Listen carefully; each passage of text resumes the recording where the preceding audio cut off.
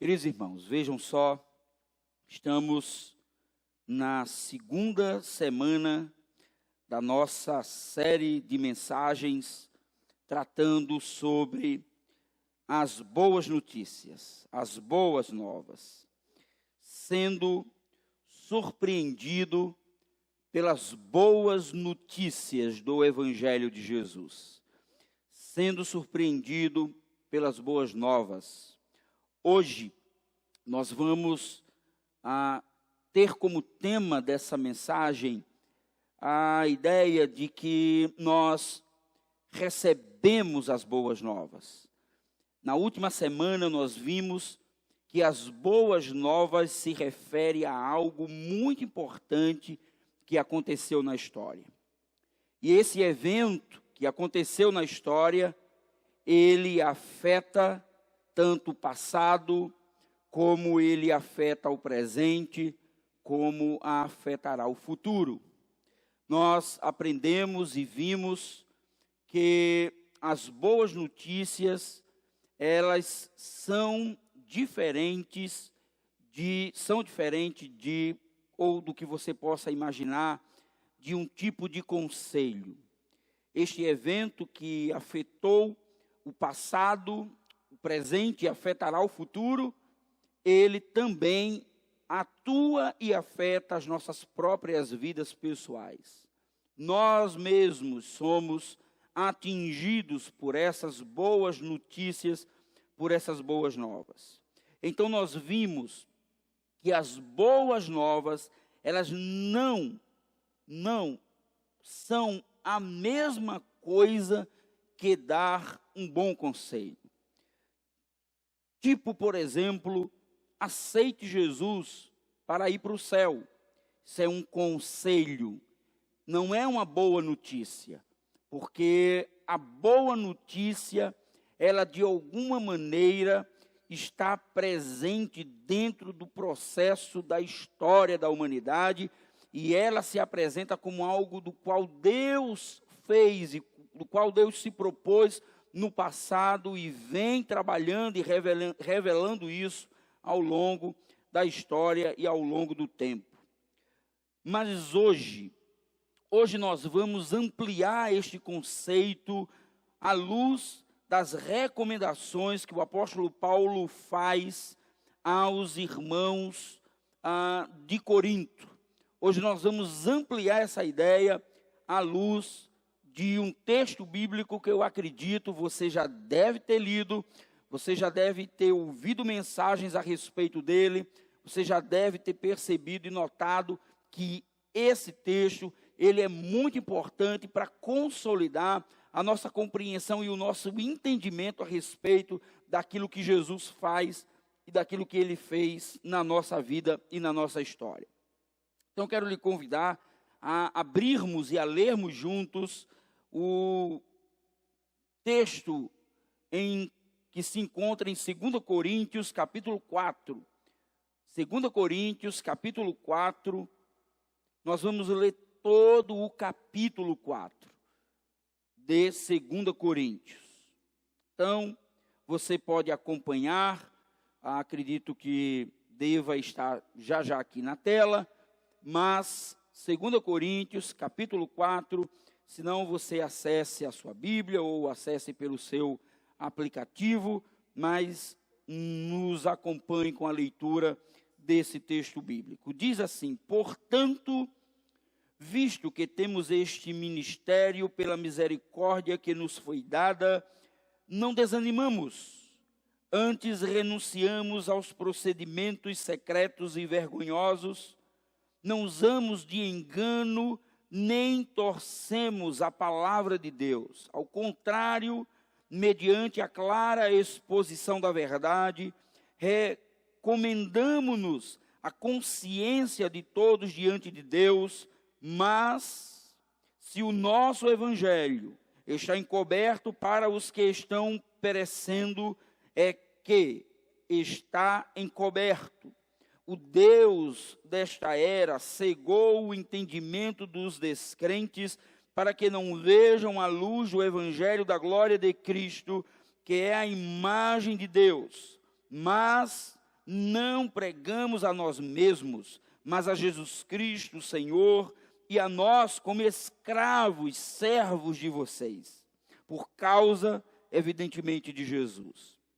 Pois Deus, que disse, das trevas resplandeça a luz, Ele mesmo brilhou em nossos corações para a iluminação do conhecimento da glória de Deus na face de Cristo. Verso 7. Mas temos esse tesouro em vasos de barro, para mostrar que este poder, que a tudo excede, provém de Deus e não de nós. De todos os lados somos pressionados, mas não desanimados. Ficamos perplexos, mas não desamparados. Somos perseguidos, mas não abandonados. Abatidos, mas não destruídos. Trazemos sempre em nosso corpo o morrer de Jesus, para que a vida de Jesus também seja revelada em nosso corpo. Pois nós que estamos vivos somos sempre entregues à morte por amor de Jesus, para que a sua vida também se manifeste em nosso corpo mortal, de modo que em nós atua a morte, mas em vocês a vida. Está escrito: crie, por isso falei. Com esse mesmo espírito de fé, nós também cremos e por isso falamos, porque sabemos que aquele que ressuscitou o Senhor Jesus dentre os mortos, também nos ressuscitará com Jesus e nos apresentará com vocês. Tudo isso é para o bem de vocês, para que a graça que está alcançando um número cada vez maior de pessoas, faça que transbordem as ações de graças para a glória de Deus. Por isso, não desanimamos, embora exteriormente estejamos a desgastar-nos, interiormente estamos sendo renovados dia após dia, pois o nosso sofrimento leve e momentâneo estão produzindo para nós uma glória eterna que pesa mais do que todos eles. Assim, fixamos os olhos não naquilo que se vê, mas no que não se vê. Pois o que se vê é transitório, mas o que não se vê é eterno. Amém? Louvado seja Deus por sua palavra. As boas novas é um convite a fazer Jesus conhecido. As boas notícias que tratam o Evangelho têm a ver com fazer com que Jesus tenha a preeminência, de que Jesus é quem deva ser visto, é quem deva ser percebido. As boas notícias dão conta de que não tem nada a ver comigo e com você, mas tem a ver com o tesouro e a excelência da glória e da majestade do nosso Senhor, pelos seus atos de misericórdia e graça derramado na humanidade. A sinceridade do ministério de Paulo, as boas notícias que ele trazia, não tinha nada a ver com as astúcias enganosas, que muitas vezes é o que alimenta o coração de muitos que se dizem ou que se colocam como pregadores da palavra de Deus. Paulo diz: portanto, visto que temos este ministério pela misericórdia que nos foi dada, não desanimamos, antes renunciamos aos procedimentos secretos e vergonhosos, não usamos o engano, nem torcemos a palavra de Deus, ao contrário, mediante a clara exposição da verdade, recomendamos-nos a consciência de todos diante de Deus. As boas notícias, elas não dão conta da minha autoexposição. As boas notícias não dão conta do que eu faço em prol do Evangelho, de forma que eu seja visto e percebido e admirado e lembrado e aplaudido e recomendado. Paulo lembra que a sinceridade ela é fundamental no processo de proclamação e de anúncio das boas notícias. É a sinceridade do seu ministério. Essas boas notícias que ele trazia, elas não estavam relacionadas, elas não tinham nada a ver com determinadas astúcias que os homens se utilizam para serem vistos como pregadores, como aqueles que anunciam o Evangelho. Cada vez que eu abro a Bíblia, cada vez que eu estudo um texto bíblico, cada vez que eu estudo um livro da Bíblia, cada vez que eu percebo e noto as expressões, os dilemas, as dores, 2 Coríntios é um livro de sofrimento do apóstolo Paulo. É o livro do medo de Paulo. É o livro que fala das suas angústias, dos seus temores, da falta de reconhecimento dos irmãos de Corinto em relação ao seu ministério. Mas é a oportunidade que Paulo tem de lembrar esses irmãos de que aquilo do qual ele se propõe a falar, aquilo do qual ele se propõe a ser o proclamador, aquele que anuncia, aquele que fala, o apóstolo, o enviado, é muito maior do que ele mesmo, é muito maior do que as suas próprias pretensões. Aliás, vale lembrar que desde o passado, antes mesmo da sua conversão, o apóstolo Paulo era um homem que nutria um respeito muito grande da comunidade religiosa judaica. Era um homem que era reconhecido pelo seu zelo, pelo seu cuidado com a lei. Era mais fariseu que qualquer fariseu. Não existia, talvez, doutores da lei com uma gama de conhecimento tão grande quanto a do apóstolo Paulo. Ele sabia exatamente o que significava se apropriar de um discurso, se apropriar de uma narrativa, de algo, e falar para as pessoas, e dizer para as pessoas, e chamar a atenção das pessoas para si mesmo. Ele sabia o que era isso. E diante dos conflitos que ele começa a viver com a igreja de Corinto, que provavelmente o ameaçava de ser um homem presunçoso, de ser um homem que se colocava acima da própria mensagem, Paulo precisa dizer para essas pessoas que as coisas não são exatamente assim.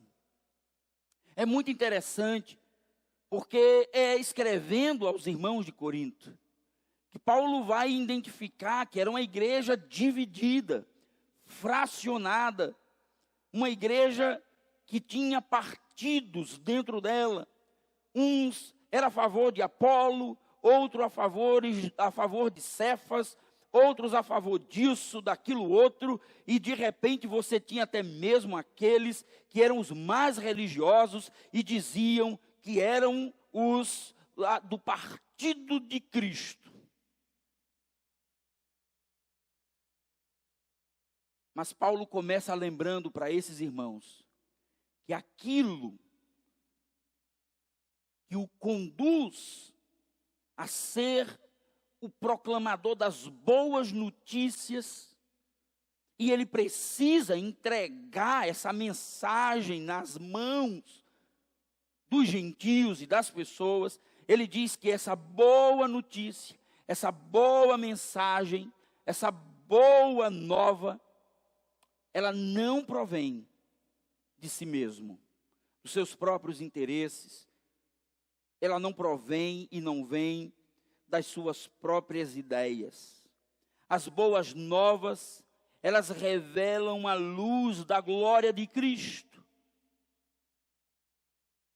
Veja só, ele diz que o Deus desta era cegou o entendimento dos descrentes para que não vejam a luz do Evangelho, da glória de Cristo, que é a imagem de Deus.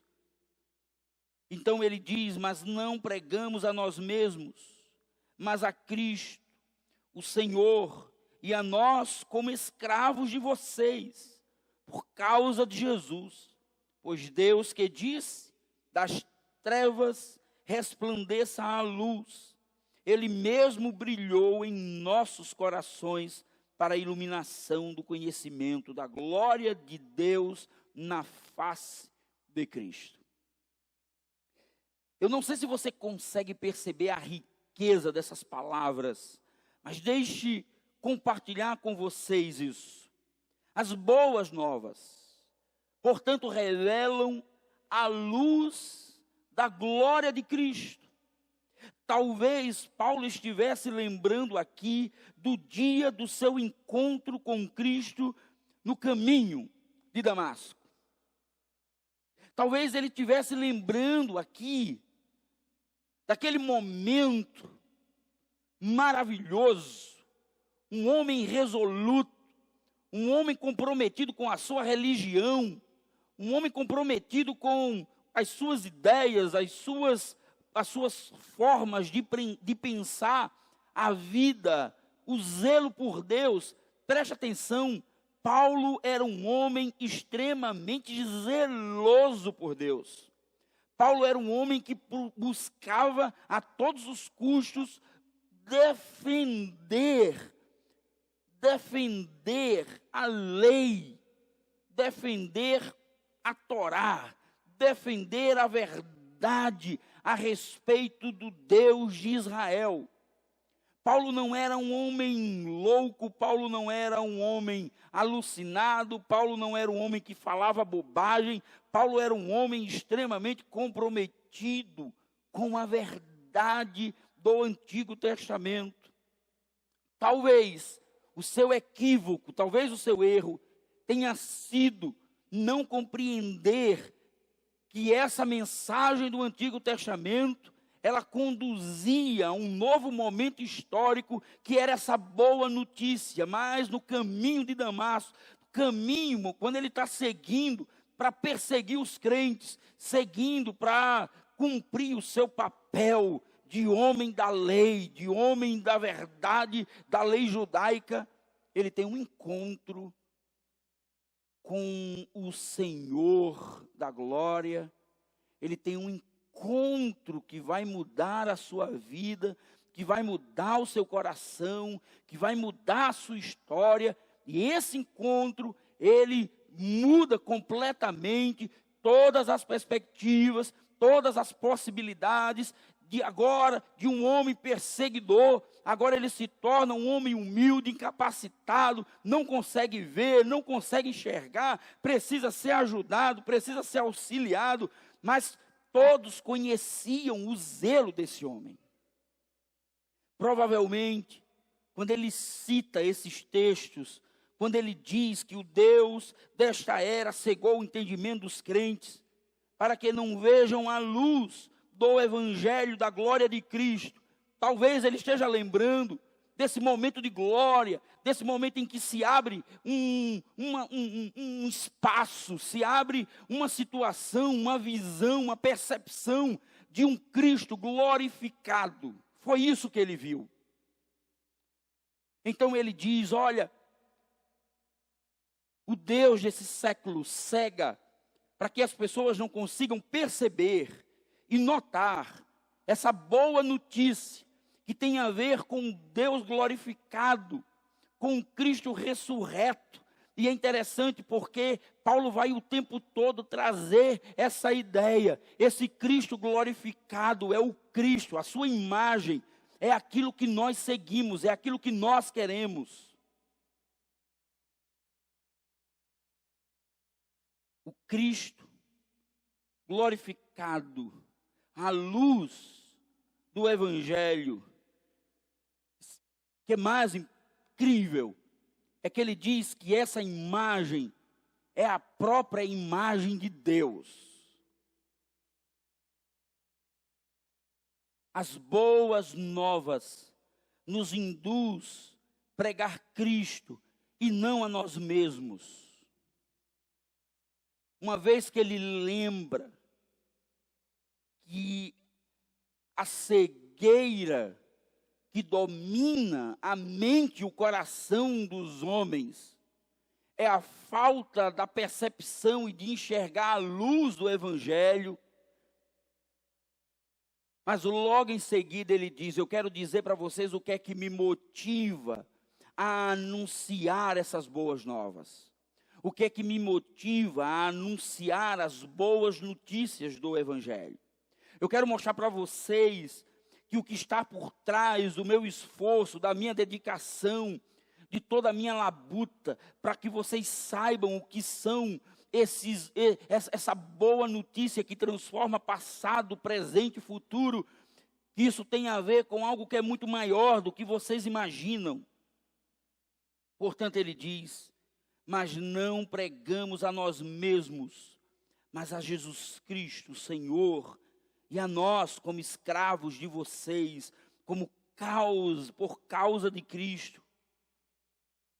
As boas novas nos induz a pregarmos Cristo e não a nós mesmos. Quem recebe as boas notícias não transmite a si mesmo,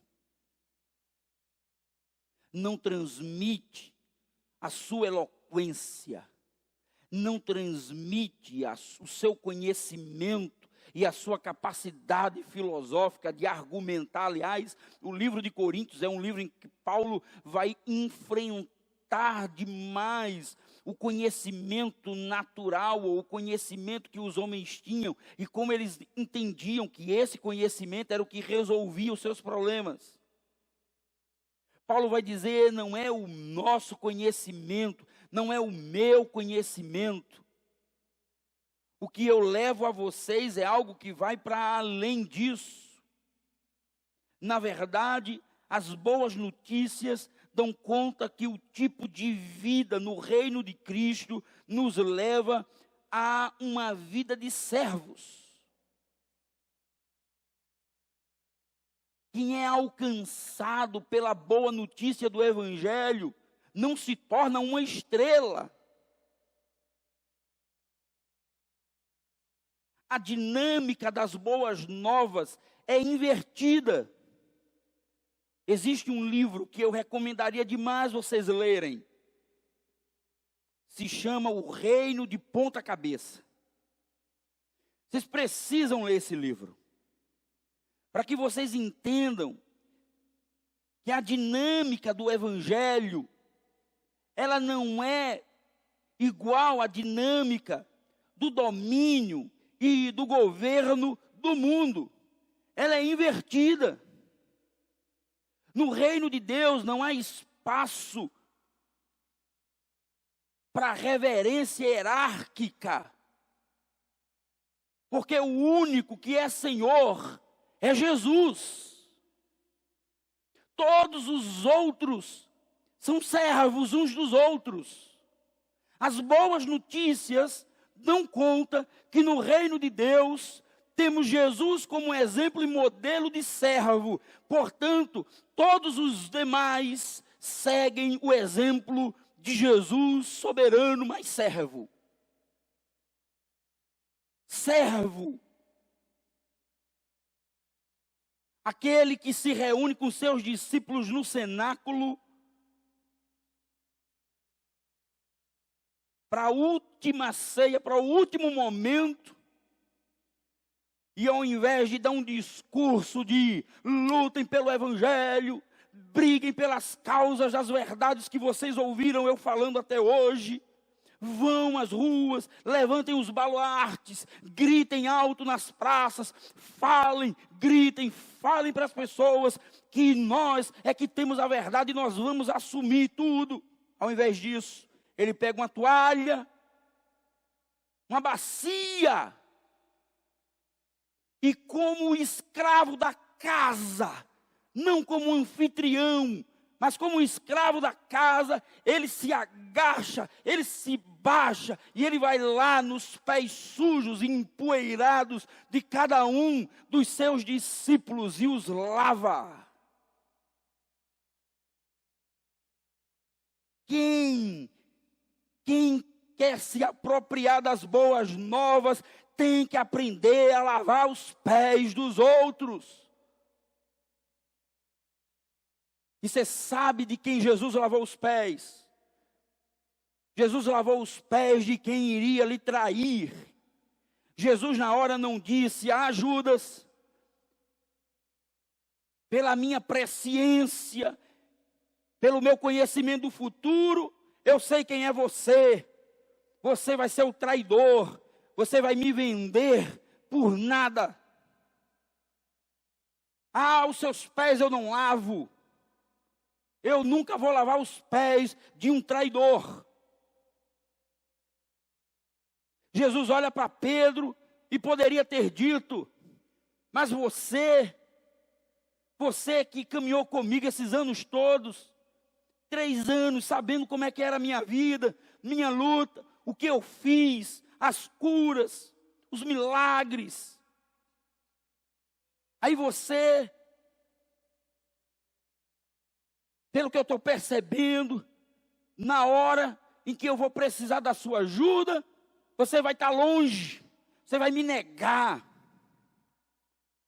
E vocês, todos vão embora, vão fugir. O único que vai ficar ainda pelo pedido, por um pedido feito, é João. Mas os demais vão embora. Não vou lavar os pés de vocês coisa nenhuma. Mas a Bíblia diz que o Senhor Jesus os amou, e os amou até o fim. Isso é evangelho.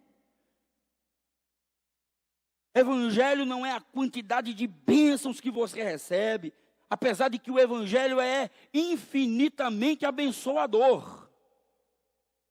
Evangelho significa dizer que o reino de Deus chegou, e o reino de Deus é composto por um rei soberano, Senhor de todos os tempos, Senhor Criador, como o próprio apóstolo Paulo vai dizer mais na frente. Ele é o Senhor, Ele é o servo, e Ele diz: do jeito que eu estou fazendo com vocês, façam com os outros, porque assim, se vocês amarem uns aos outros, vocês serão conhecidos como meus discípulos.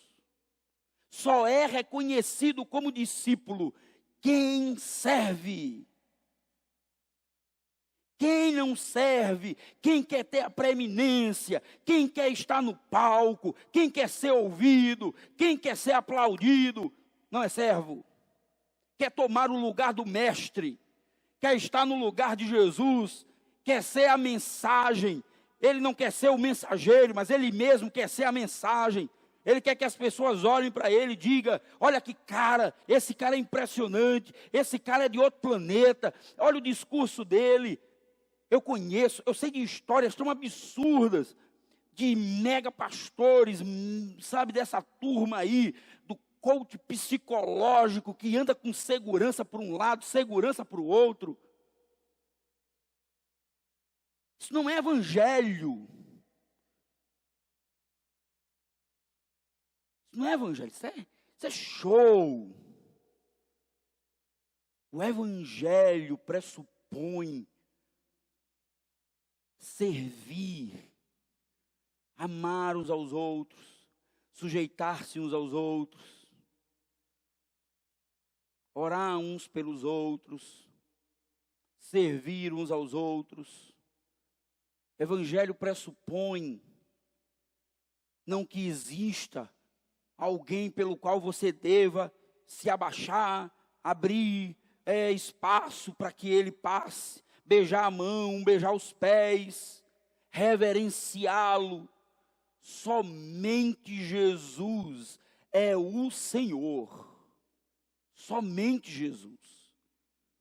Se você quer viver um evangelho de vir domingo após domingo para a igreja, sem sequer entender a dimensão e como você se encaixa dentro dessa experiência de boa notícia, meu irmão, tá difícil.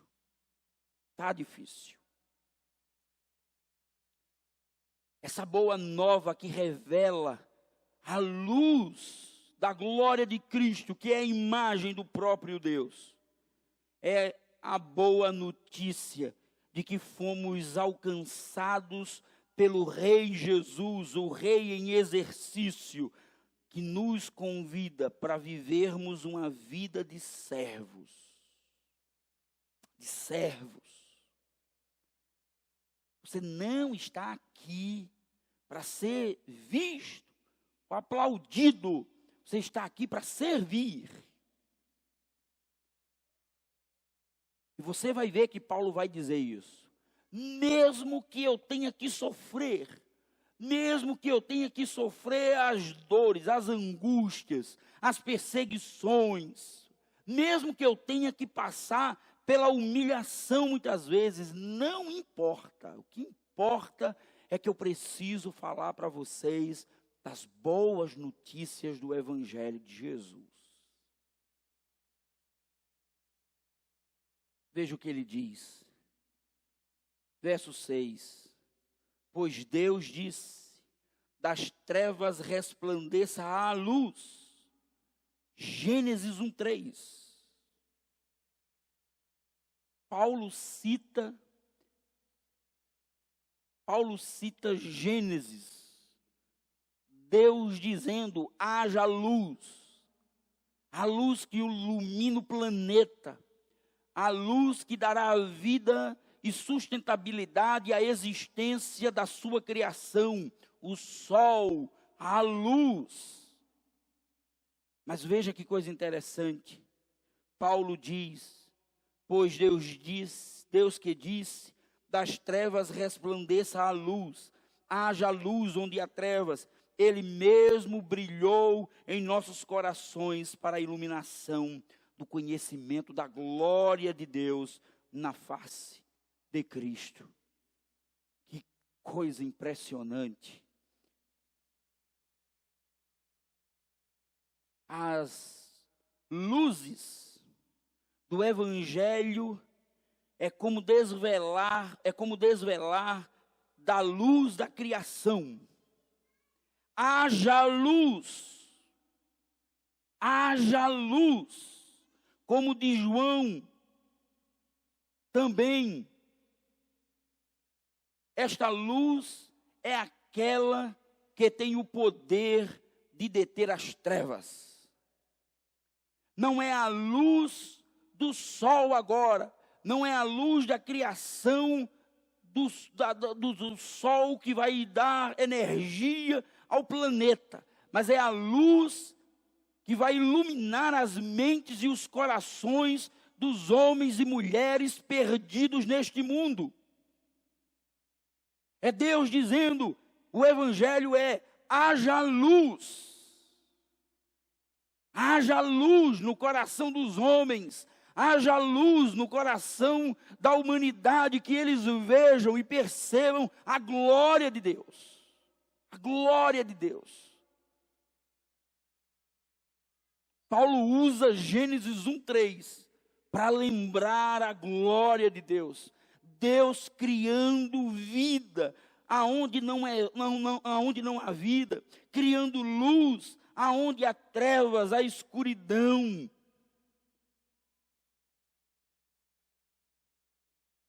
O Messias é o reflexo verdadeiro e total do Deus Criador, a imagem de quem todo ser humano foi feito.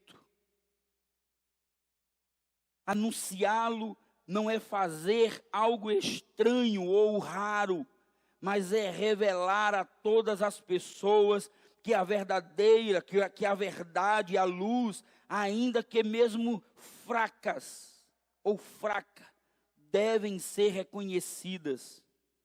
Que ninguém pense que Paulo é essa luz ou essa verdade. Ele não sai por aí falando de si mesmo, ele fala de Jesus. Assim, cita Walter White, lembrando que o Messias é o reflexo verdadeiro e total do Deus Criador. Jesus é Deus dizendo: haja luz no coração dos homens perdidos.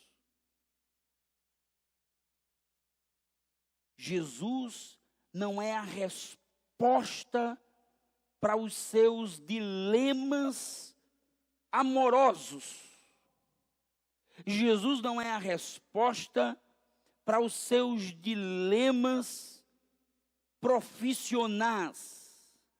Jesus é a luz que Deus põe, ilumina, abre os olhos para que seja visto a grandeza e a glória de Deus. A boa notícia é a boa notícia que o Rei Jesus está governando. Se essa boa notícia implica que em algumas circunstâncias, em alguns momentos, você obtenha sucesso profissional, sucesso amoroso, seja lá o que for que você imagine, do que seja a bênção de Deus na sua vida, tudo bem, pode acontecer, mas independente de que você tenha ou não uma vida positiva o tempo todo, o Evangelho dá conta de que a luz de Jesus entrou no seu coração e na sua mente, e onde havia trevas, agora a luz. Sua mente estava obscurecida, seu coração estava amargurado, e o Evangelho de Jesus chegou e disse: agora você está enxergando que a grande solução para o problema da humanidade chegou. Porque é luz. O Evangelho aponta, o Evangelho anuncia, o Evangelho diz para onde devemos ir, qual o caminho que devemos seguir. É disso que fala o Evangelho, meus irmãos. Mas veja que coisa interessante. O problema é que esse Evangelho, essa boa notícia, que nós somos proprietários dela, essa boa notícia da qual nós somos os portadores, essa boa notícia, preste muita atenção nisso, ela é o tesouro, mas esse tesouro, ele está depositado, não em vasos de ouro, não em vasos importantes, mas temos, verso 7, mas temos este tesouro em vasos de barro, para mostrar que este poder, que a tudo excede, provém de Deus e não de nós. As boas novas que chegaram até nós, elas dão conta. A mensagem é mais importante que o mensageiro. Na mensagem está revelado o poder da luz. A Bíblia diz que quando o Evangelho de Jesus abre os nossos olhos, ilumina a nossa mente, ilumina o nosso coração, nós então somos portadores, passamos a ser portadores das boas notícias. Mas o que é importante não é você que carrega a boa notícia. A boa notícia é o tesouro. O evangelho é o tesouro. Eu e você somos vasos de barro. Eu e você somos vasos sem valor. E eu sei que você está pensando, mas e a música que diz, e você tem um valor, o Espírito... Não, preste atenção. O valor é o tesouro. O valor é o tesouro. Nós somos os receptáculos frágeis, cansados, mal-humorados, reclamões, duvidosos, cheios de medo, cheios de angústia. Nós somos os receptáculos, nós somos os vasos em que foi depositado toda a riqueza e glória do Evangelho. E você precisa se apropriar disso, você precisa se convencer de que não é sobre você, não é sobre a sua habilidade, não é sobre a sua capacidade argumentativa, não é sobre a sua inteligência, não é sobre você, é sobre o que você leva com você. Mesmo que você seja um vaso fraco, frágil, mesmo que você seja um vaso que não demonstre força, habilidade, você é um vaso de barro carregando o poder do Evangelho. Quem chega primeiro é o Evangelho. Você, como vaso de barro, para enlouquecer a mente de todo mundo, dos sábios, dos que conhecem, dos catedráticos, você que está sentado aí, que não tem o conhecimento, que não sabe de muita coisa, que não leu todos os livros possíveis, você carrega em você, o tesouro do Evangelho. Jesus confunde a mente de todos, por isso que o reino de Deus é um reino de ponta cabeça. Porque não é o reino dos sábios, dos que conhecem, não é o reino dos que argumentam, é o reino dos vasos de barro. Dos vasos de barro.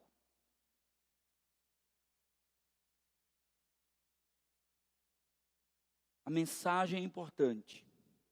A mensagem é mais importante que o mensageiro. Na mensagem está revelado o poder da luz.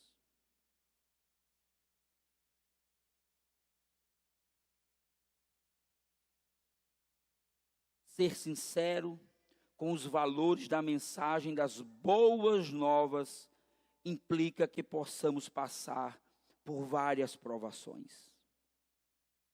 A morte de Cristo é nossa morte, mas seu viver é nosso viver. Ser sincero com os valores da mensagem das boas novas vai implicar que possamos passar por várias provações. Vai implicar em lutas, em temores.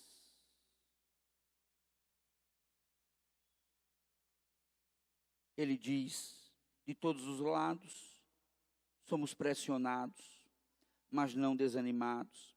Ficamos perplexos, mas não desamparados. Somos perseguidos, mas não abandonados. Abatidos, mas não destruídos. Trazemos sempre no corpo o morrer de Jesus, para que a vida de Jesus também seja revelada em nosso corpo. Pois nós, que estamos vivos, somos sempre entregues à morte por amor a Jesus, para que a sua vida também se manifeste em nosso corpo mortal, de modo que em nós atua a morte, mas em vocês há vida. Paulo sabe que por ser sincero, por falar a verdade, vai sofrer. Ele sabe que vai sofrer angústias, dores, frustrações, decepções, desânimos. Ficará perplexo, será perseguido, abandonado, abatido. Vai trazer sempre no corpo, no entanto, esse morrer de Jesus é a identidade. As boas notícias teve um preço, a morte de Jesus. Portanto, nós que carregamos nesse vaso de barro, nesse corpo mortal, frágil, cheio de dúvidas, cheio de questionamentos, nós que carregamos essa boa notícia, precisamos lembrar que todos os dias somos entregues à morte. Todos os dias sofremos ameaças. Todos os dias sofremos as angústias por causa do evangelho, da boa notícia de Jesus. A sinceridade com os valores da mensagem das boas novas implica que nós possamos passar por muitas provações. No entanto, a morte de Jesus é a nossa morte, mas o seu viver é o nosso viver. A sua vitória é a nossa vitória. A sua conquista é a nossa conquista. Portanto, queridos, não dá para vivermos o tempo todo dizendo que está tudo só bem. Há dias que as coisas não estão bem. Mas lembre-se, aqueles que carregam consigo as boas notícias sempre estão apontando para a luz. É sempre abrindo mão de si mesmo.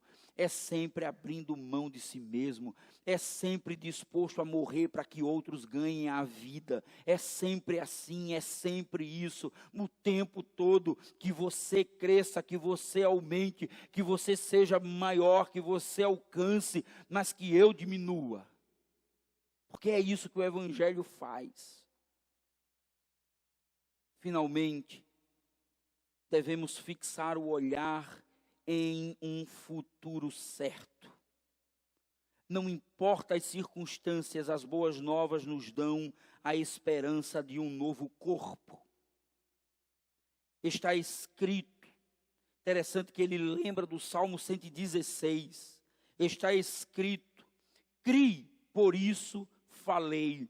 O Salmo 116 é um salmo de quem está vivendo angústia, de quem está sendo perseguido, de quem está passando por lutas, frustrações e decepções. E Paulo, lembrando dele, ele diz, está escrito, crie, por isso falei, eu creio que Deus está sempre no controle de tudo.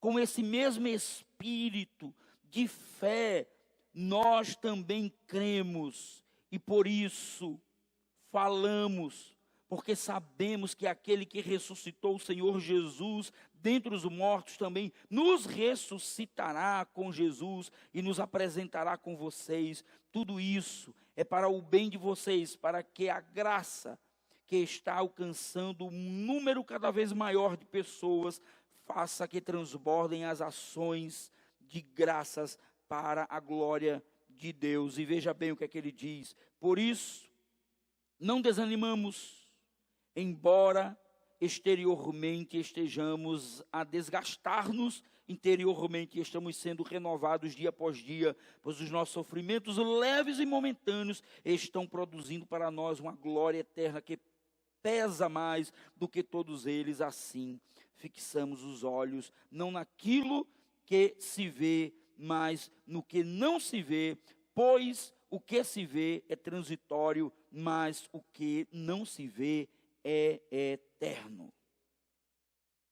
Não importa as circunstâncias, as boas novas nos dão a esperança de um novo corpo. Isso é uma coisa extraordinária, porque ele começa dizendo que nós somos vasos de barro, mas ele termina dizendo que nós teremos o mesmo corpo de Jesus, que nós seremos como ele. Meus irmãos, a maior esperança do crente não é uma sala ou um quartinho reservado no céu. A maior esperança do crente é ter esse corpo mortal, esse corpo frágil, essa mente volúvel, esse corpo cheio de coisas, de gente que às vezes não se aceita, de gente que se aceita para dar resposta a quem diz que ele não deve ser do jeito que é. Esse corpo que muitas vezes deixa a gente deprimido, ou muitas vezes usamos ele para dizer que estamos felizes. Ele diz, esse corpo é vaso de barro, mas um dia esse corpo será transformado, e esse corpo deixará de ser o vaso de barro que transporta a mensagem do Evangelho, que é o tesouro, para ser um vaso valioso. É isso. Do Evangelho que temos é isso. As dores e os sofrimentos, eles multiplicam a graça, que por sua vez geram em abundância ações de graças por meio de mais pessoas, e tudo isso para a glória de Deus. Preste atenção nisso aqui, para terminar aqui, olha só. Preste atenção aqui.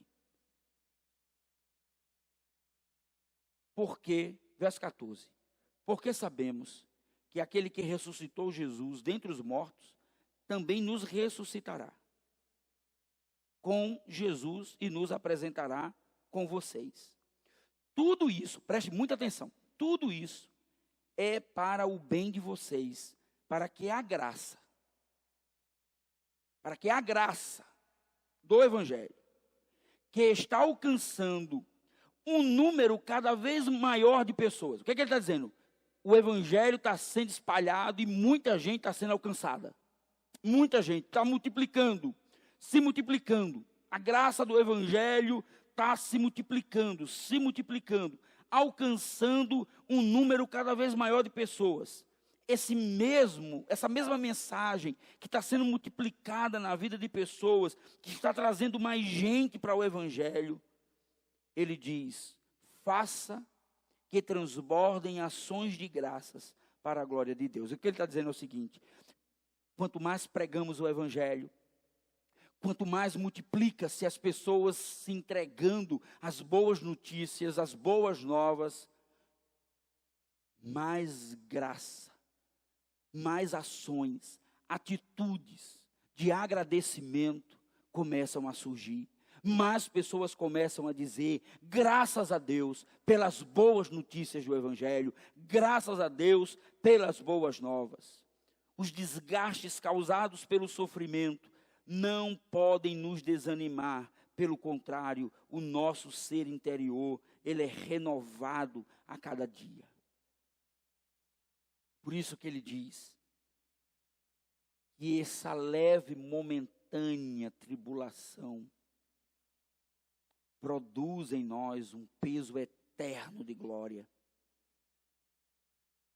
Olhando para o futuro, vemos uma extraordinária notícia.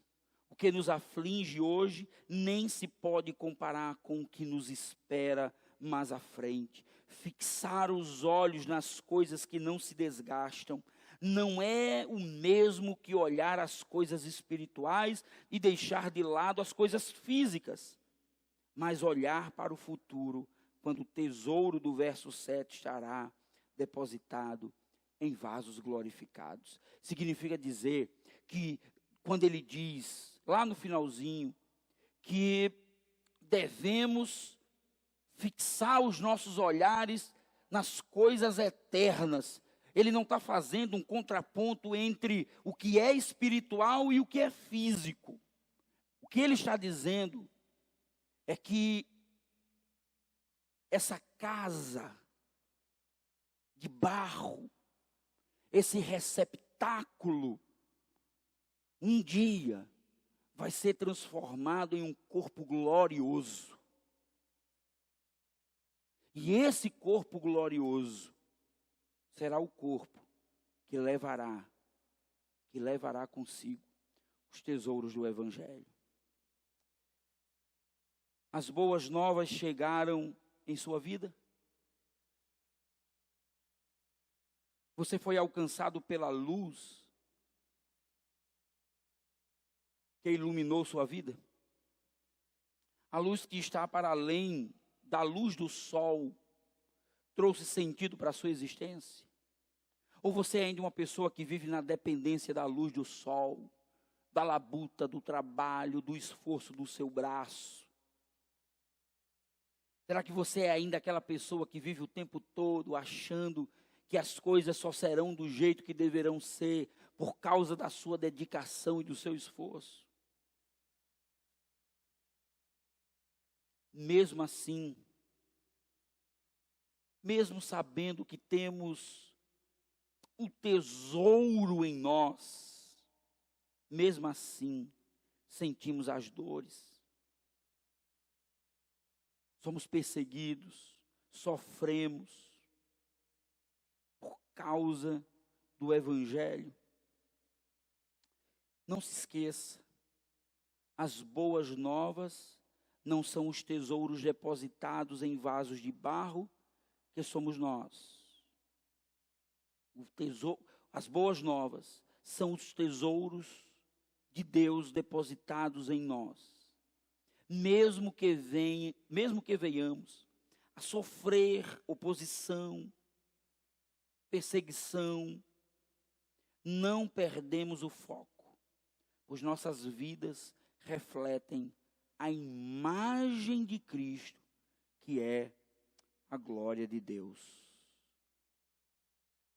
A minha vida e a sua vida refletem a imagem do Deus invisível, do Deus de glória poderoso. A minha vida e a sua vida carrega consigo as boas notícias do Evangelho.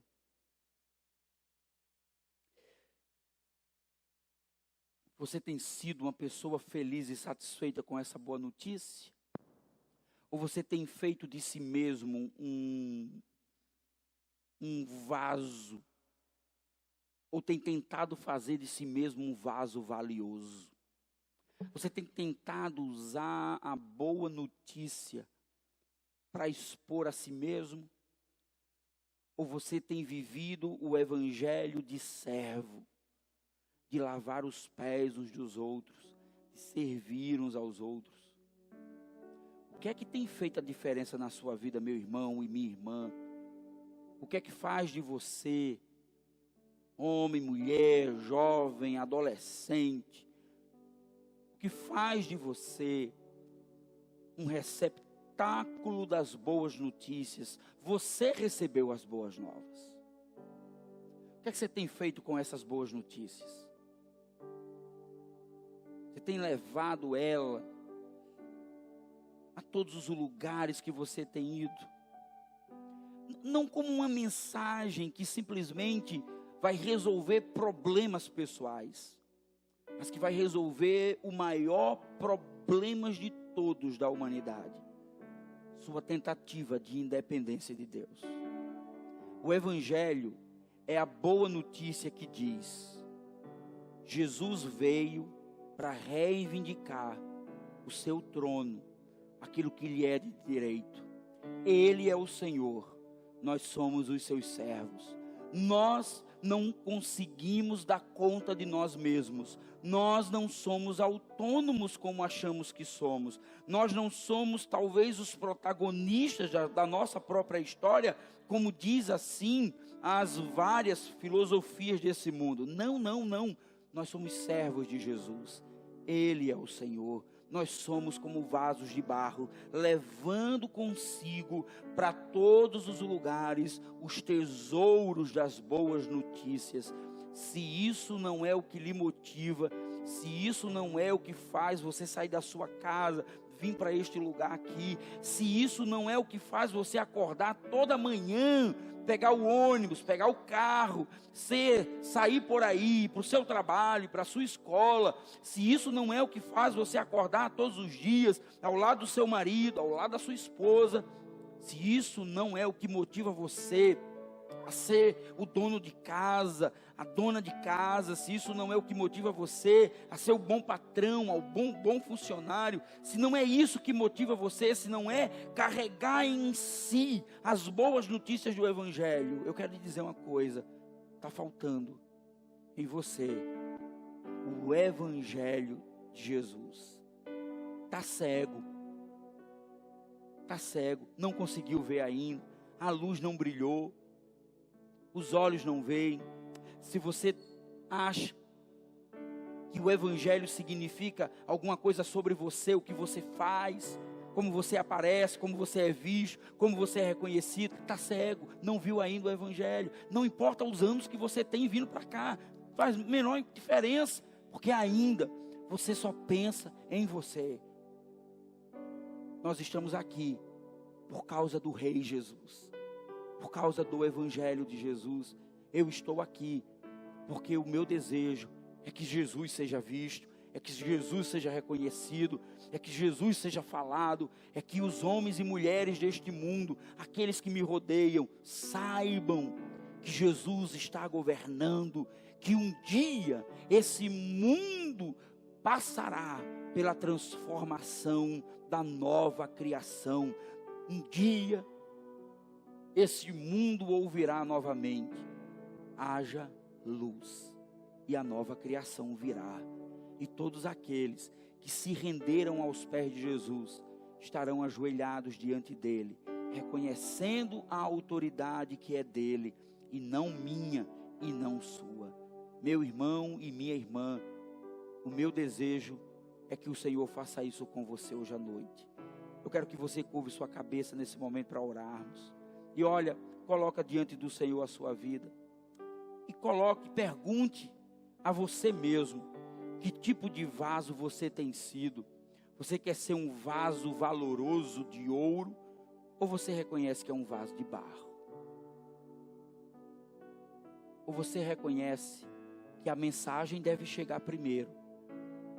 O mensageiro é só o portador. Senhor, nos colocamos diante de Ti, reconhecendo, Jesus, a nossa incapacidade muitas vezes de lidarmos com as nossas próprias vidas.